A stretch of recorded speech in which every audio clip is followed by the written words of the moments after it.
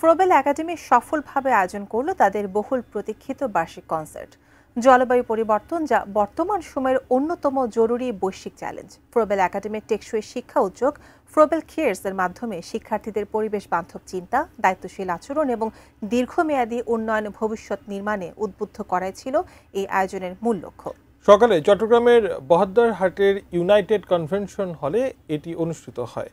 শিক্ষার্থীদের সৃজনশীল পরিবেশনা, নিষ্ঠা ও অনুভূতিপূর্ণ অভিব্যক্তি জলবায়ু পরিবর্তন বিষয়টিকে পুরো অনুষ্ঠানে অত্যন্ত তাৎপর্যপূর্ণভাবে ফুটিয়ে তোলা হয়েছে।